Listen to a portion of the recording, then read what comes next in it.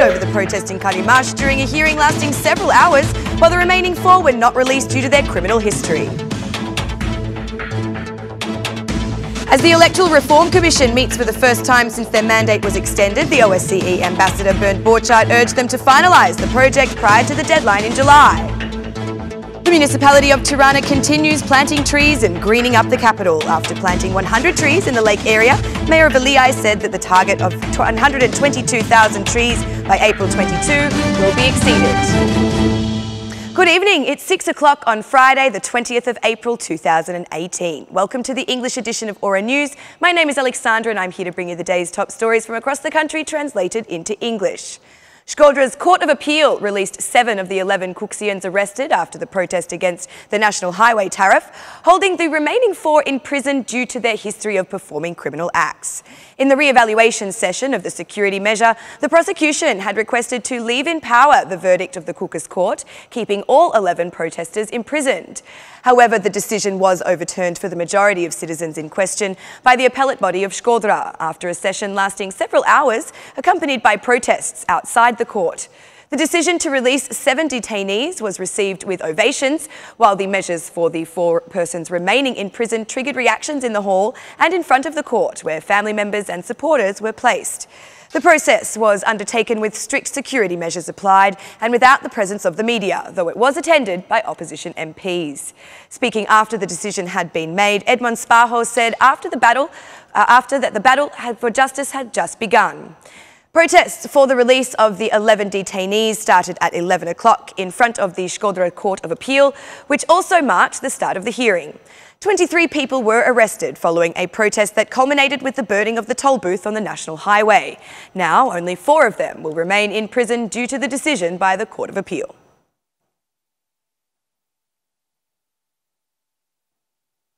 At the first meeting of the Electoral Reform Commission following the extension of their mandate to the end of July, the OSCE ambassador Borchardt urged members to ensure that the reform is finalised within the new deadline. According to Borchardt, the time has come for concrete results to be achieved. I urge the Commission to finalise the electoral reform within the new deadline. Now is the time for concrete results. Along with the OSCE, ODIHR, we offer our full support to the Albanian Parliament in implementing the reform, stated Borchardt. Commission member Luan Rama also spoke about low productivity. The SMI MP said that this is a repeated meeting, that the same speeches are being heard, but there is no final product and this puts the reform at risk. Meetings offer nothing new. Results need to be achieved, declared Luan Rama.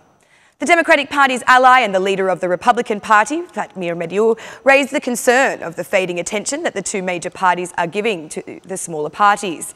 Mediu's reaction came when the Commission co-chairman, Owerid Bulugbashi and Bledi Chuchi, demanded that the media leave the room after they gave their speeches. The SP and DP are bypassing the other parties in this process, said Fatmir Mediu. The 2 co-chairmen responded that the time has come for the Commission to discuss technicalities and therefore demanded that the media should not be present, as it would encourage the politicisation of speeches. We agreed on the calendar and will discuss the technicalities, said Chuchi and Bulugbashi.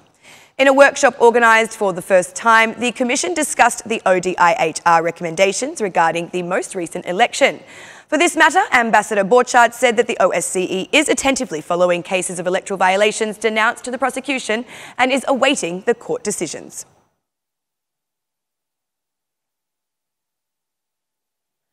The Albanian economy has made positive steps, but at the same time there are a number of challenges and tasks that remain for the future. Giving a summary of the European Commission's progress report on the economy, the Minister of Economy and Finance, Arben Ahmetaj, stressed that we are far from the scenario of the Greeks.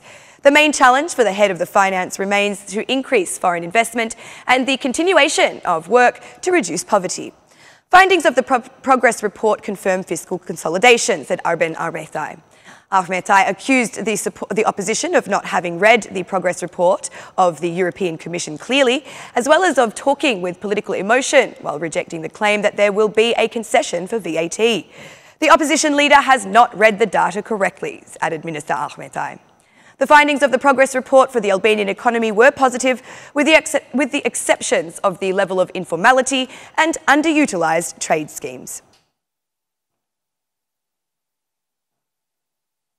2 years ago, barracks and waste in the southern part of Tirana Lake had become a problem for the residents of the area, also causing significant lake pollution. The area where the Roma community lived has been returned to a park, now with significantly more trees. After planting 100 new trees, the head of the municipality, Veliaj, said that at this rate, they will exceed the number of 122,000 trees planned to be planted by April 22. I'm very happy that even in these last days before we catch April 22, we will exceed the number of 122,000 trees planted. This had been illegally occupied land until a year ago. I remember the noise that was created at that time, though it should be noted that not only was the land freed, but the citizens who once lived here in the community have a better quality of life today, said Veliaj. Veliaj also thanked the Partizani football team that became part of this green initiative, contributing to a cleaner environment. Who is a good sportsman above all is a good citizen. So I thank you. As you score in the field, you scored today for a cleaner environment, said Veliaj. While the sports director of the Partizani football team, Olsirama, expressed the pleasure that this team became part of the greening action.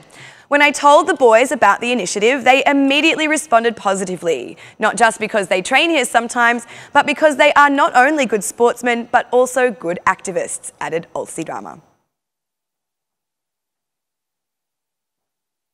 The ballet troupe and the national ensemble have crossed borders with their latest artistic interpretation.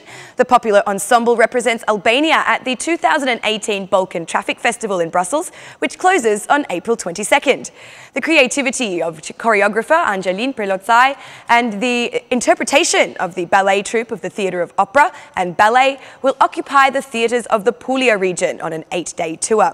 Titled Wedding and Extravagance, his creations are based entirely on the experiences of the French choreographer, who is of Albanian origin himself. The Wedding Ballet is inspired by Albanian weddings, especially those in the north of the country, while Extravagance is devoted to the drama and lives of emigrants. For the Minister of Culture, Mirela Kumbaro, cultural diplomacy is the priority of the Ministry of Culture. Artists are the best passport to diplomacy, said Mirela Kumbaro. The National Theatre of Opera and Ballet director, Zana Cela, expressed that the ballet troupe will not only perform, but will also exchange their experience in the neighbouring state. The ballet troupe will deliver their interpretations and through this also an exchange of experiences, said Zana Cela. For the French choreographer of Albanian origin, Angelin Prelozai, cooperation with the National Theatre of Opera and Ballet will continue with other artistic works, with their ultimate goal being a 2019 performance in Cannes, France.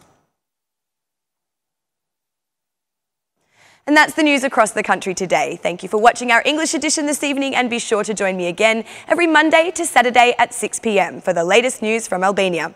Once again, on behalf of Aura News, thank you and good night.